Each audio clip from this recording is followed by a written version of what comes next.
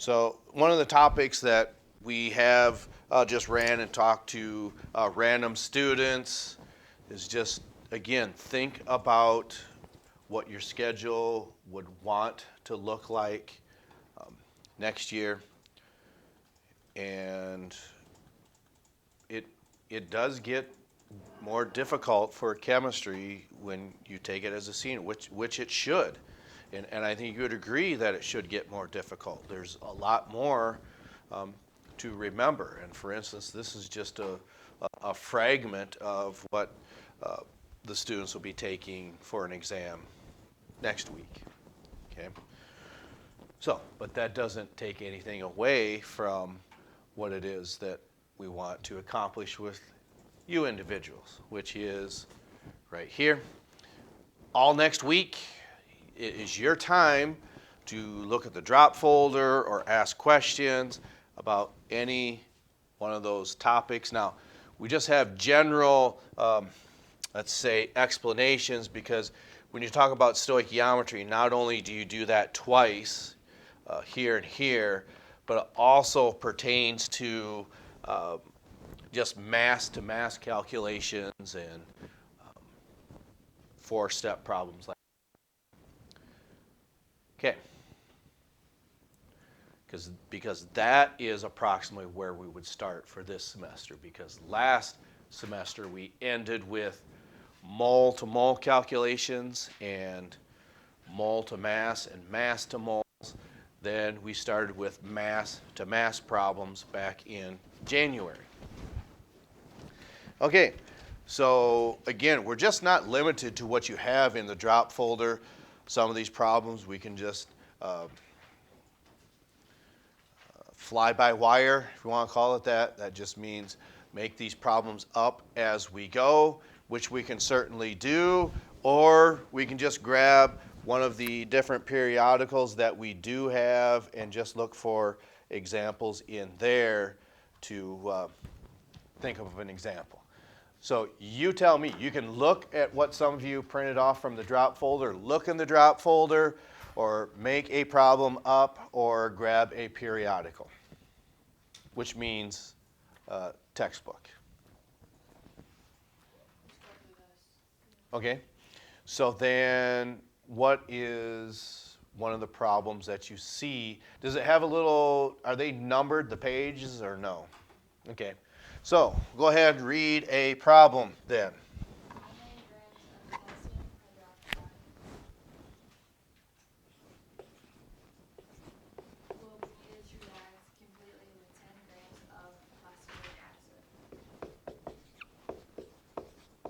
Okay. 10 grams of phosphoric acid. Oh, I was thinking there's something more to the problem. So then you have the 10 grams of this substance. Okay. So this problem still isn't quite set up correctly yet. So we'll let you catch up with that. Calcium has to go with your hydrogen. No, our reactant side is not quite complete yet. Oh.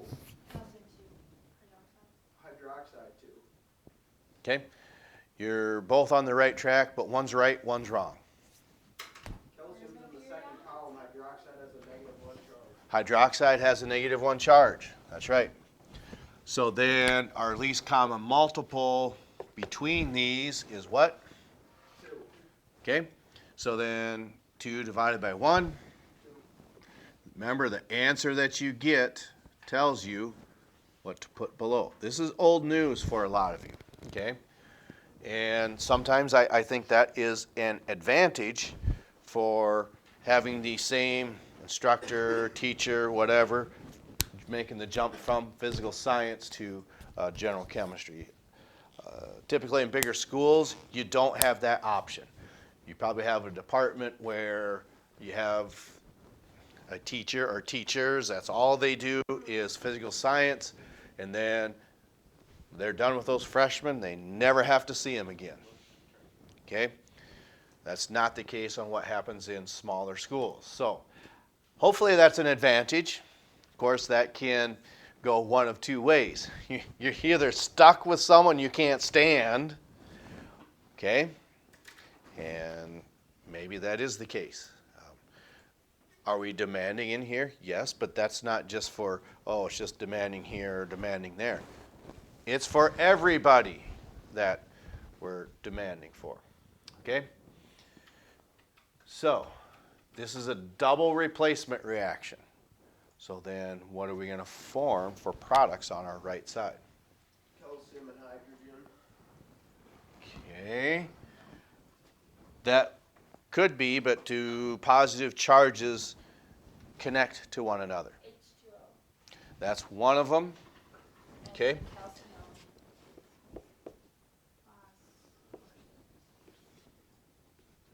Phosphate. Calcium phosphate. Wait, can't hydrogen have a negative 1 charge? It can, but it's acting as the positive charge in that too. We never use it as a negative. We have not. Okay. So the charges do not change because that's what happened over here. We need 3. 3 calcium. Okay. Agreed. 2 phosphates. Then 2 phosphates. Now, what is it that you could do on this side to make things easier for you? Okay, you can change this molecule from water to what we see here.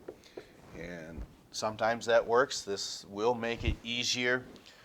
And one of the reasons that you would do that is Did you have an OH? yeah, because you have an OH on each side now, okay? And then this is some of the dehydrations that took place in your esterification exercise you did. When we're talking about these monosaccharides, this has something to do with it as well, hydrogen and the hydroxide ion, because a lot of times it's, when it comes to chemical reactions, a lot of it is about the water, and this is no exception. Okay, so you have your equation. What's the next thing you should do? Okay. So, perhaps the easiest thing to do is go by your metals. Sometimes that's a good place to start. You have 3 calciums there and only 1 over here. Okay, so once we put a 3 here, your calciums are now balanced. What does that do to your hydroxides now? 6 of them now. You've got 6 of those. And how many hydroxides do we have here? So we need 6 of those. Now, when you're looking at this, you might be saying, well, that gives us 6 hydrogens now, 3, 2, 6. which is fine. Because, yeah, we still need 2 phosphates over there because we only have 1 here. So this 6 hydrogens then will be balanced by putting a 2 here. So there's your 6 hydrogens. Here's your 6 hydrogens, your 2 phosphates, 3 calciums, 6 hydroxides, and then 6 hydroxides here. Okay? But there's got to be something more. Did the question ask how many grams of calcium hydroxide are needed to react with 10 grams? Yeah. That's okay. I just wanted to make sure it's not asking for how much of that you are forming. Okay. This is a 4-step problem. Grams to grams. It is a grams to grams. That's what makes it. Category does this fall under? Stoichiometry. Right here, very first one. Let's start with your 10 grams of.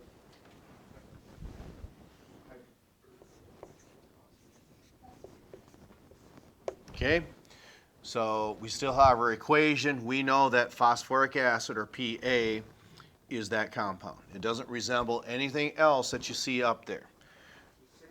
And if you want, you can always keep doing this, but there's nothing wrong with abbreviating that.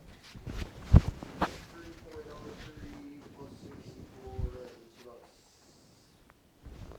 So, how do we cancel out these grams in our next step? Find your actual grams of phosphoric acid. Put that on the bottom. save you a little bit of time. Right? Well, it's just like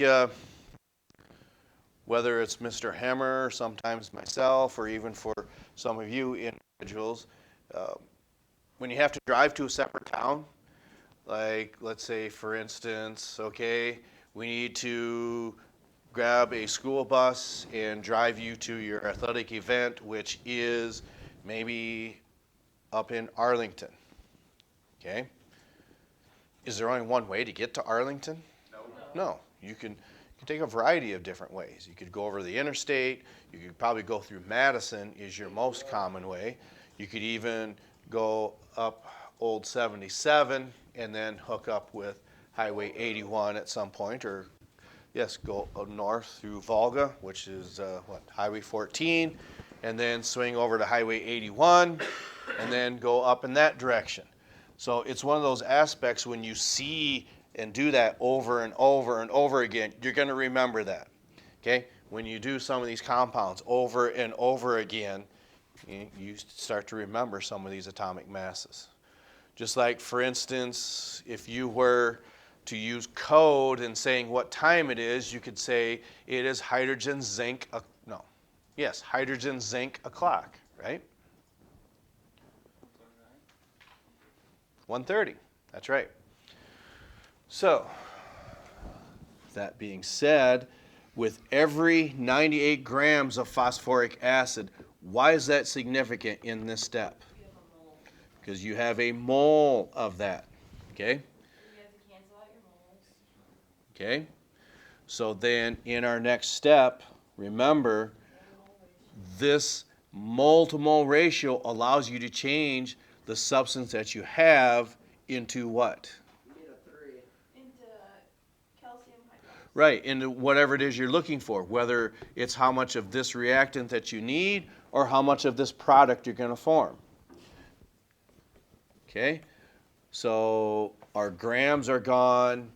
How do we get rid of this mole of phosphoric acid?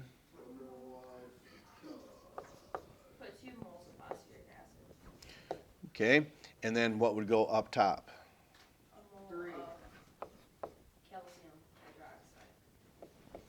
Okay, Don't you have to put 3 though? we're not quite that far yet. Which one gets 2? Which one gets 3? 2's on the bottom. Okay. Of course, these come from these coefficients here. All right. Then our moles of these are gone. Now you're in moles of calcium hydroxide, which means for every mole of calcium hydroxide, you get grams of calcium hydroxide. 32 plus 2.02 is 34.02 plus 57.09, 57.1. yeah. All these together. Then the atomic mass of calcium, isn't that 40? Okay. 74.02. That looks about right. Now, don't do that. Why would we say, chances are we're pointing that out for a reason. We say don't do that, so people must do that from time to time. And why is that? They might look at that and say, what? They're going to say, well, there's a 3 in front of here. That must mean you have to put a 3 there. No, it's only in this mole ratio that you do that. Okay? And everything has canceled. You're left with grams of calcium hydroxide, and that's what we're looking for. 11.34 grams.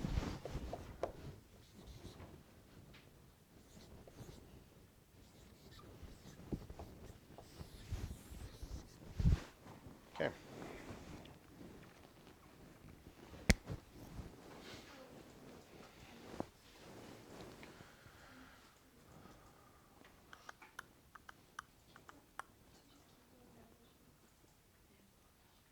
Okay. So that is a mass to mass problem. So keep in mind you probably would not have 5 or 6 of these on your final. One, it doesn't leave a lot of room for anything else. Two, these problems take a little bit of time to work through. That's just the way that it is. How many questions are Is there gonna be one of those like 5-step heat questions on there? Heat and temperature. Q1, Q2, Q3. Q1, Q2, Q3, Q4, Q5, Q ball, yeah, all that. the whole works? The whole works. Okay. If you even know what a cue ball is. That's the light ball. Like the ball I say? You do realize that the cue ball is just a little bit smaller than the rest, right? Yes, Can we do another problem? One more? That type of a problem? What type? Or can we do the next one on the worksheet? That's fine. Okay. Can we erase this?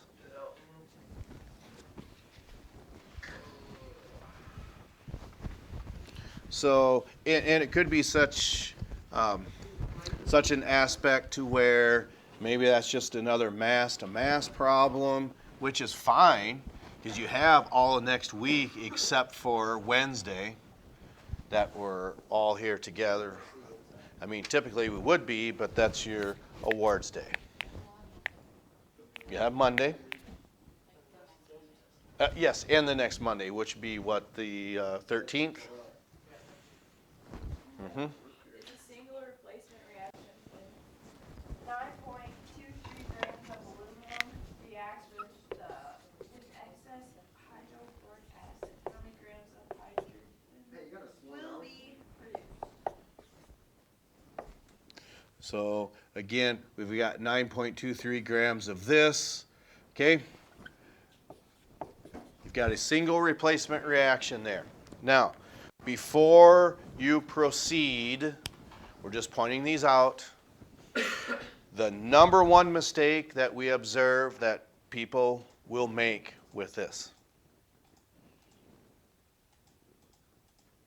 that you think, will let you write that equation out and then perhaps it'll be a little more apparent. No. Are you playing Tetris or what? Yeah. Okay. I was wondering why we had the mouse with the cord hooked in, because you don't have a mouse like this. You're not. Not fortunate enough. Okay. Not privileged enough. Yeah, you could be. Just go out and buy your own. Yeah, times are tough. This one's a donor. Minimum wage has gotta. Okay. Well, okay. Now, I'm glad you bring something like that up. Do you foresee doing what you're doing now as a job for the next 40 years of your life? Probably not. Probably not. Do you want to do that for the rest of your life? Probably not. If you're supporting yourself, there's nothing wrong with that. Sometimes I think people do lose sight of that. All right. So, what is perhaps the number one mistake that you may have observed? Okay, well, let's look at the process here. So, what is aluminum going to bond with? Chlorine. Okay, and then what is left over? Oh, yeah, they're not gonna make it diatonic. That's probably the number one mistake that we observe. You have to add the 3 to the chlorine too. Okay, why is that? Aluminum has the most. Least common multiple. Okay, now, this one gets to be just a little more tricky because then the next mistake someone might make. Okay, good. Our chlorines are balanced. But that does not help you. Why is that? Because put a you're gonna have to 6 there. get 6, because 3 and 2 Right, is least common multiple. because these two can't balance each other out if they are odd and even. So then what your chemistry intuition would say, okay, since this number is odd, we need to get that to an even number. And so you have to double that. Okay? Now you've got 6 chlorines. How do we get 6 chlorines over here? 2, 6, 2, 3.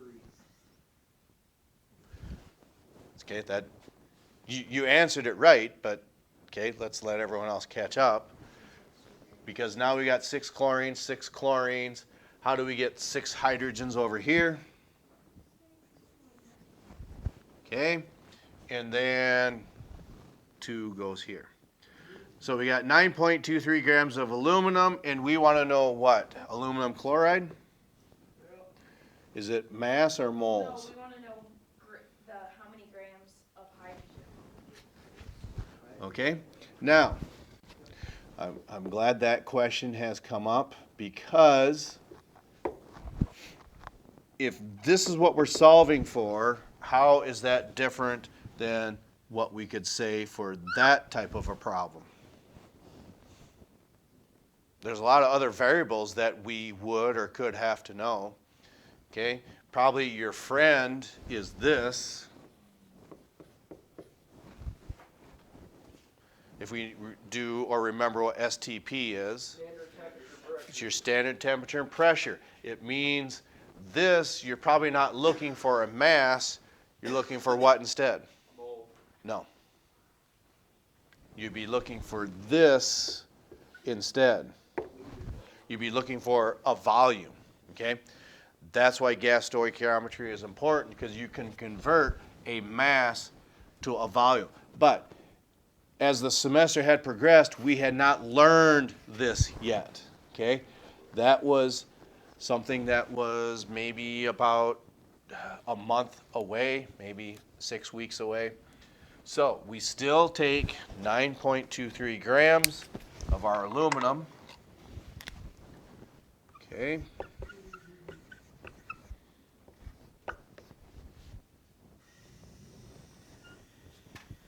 Okay. How many grams are in aluminum? 26.98. Okay. Then that gives you one what? 1 mole. Okay. 2 mole on the bottom there. Then a little 3 mil on top. A few more. Now, I've seen how you people do your work in here. It might be sloppy, but even worse, being sloppy is lazy. Sloppy is still better than lazy. Why would we say something like that when we're looking at this? You gotta have to each two. Because I'm willing to bet that a lot of the times, if you don't do this, this is what we're going to see. No, it's gotta be 2.02. I know it has to be 2.02 He's saying that we might see it though. If we're lazy. because, like I said, I know how some of you people do your work, and we try to point that out to you. Okay? I'm usually That pretty could be good. us, couldn't it? You wouldn't think. No. No. Okay? If some of you football players might remember, what did we say? Don't be. He was one of your coaches. Don't be Mr. Gross. That we said that's fine. Mr. Chris. Don't be Keith. Don't be a Mr. Crisp. Okay? Because he always did this, and half the time it wasn't correct. Okay? Okay. If you do that all the time, the chances of you forgetting that are always going to be minimized. And you gotta Okay. do it with chlorine, nitrogen, oxygen. Because what's funny about that is, we'll pause this because this is not that it's a long, well, we'll make this quick. So anyway, now that we got everything in our right place, okay, 9.23 times 3 times 2.02 divided by 54 by multiplying those two. Okay, so 6. 1.0. Okay, so like 9, that's, I don't know, probably pretty close to maybe 30, and then, 5 point something. That'll okay. be like a 28 point Okay, something times 2. yeah, something like that. But the answer is 1.04 grams of hydrogen. Little stoichiometry. Okay, all right. So we'll continue with this next week. Catch up to you next time.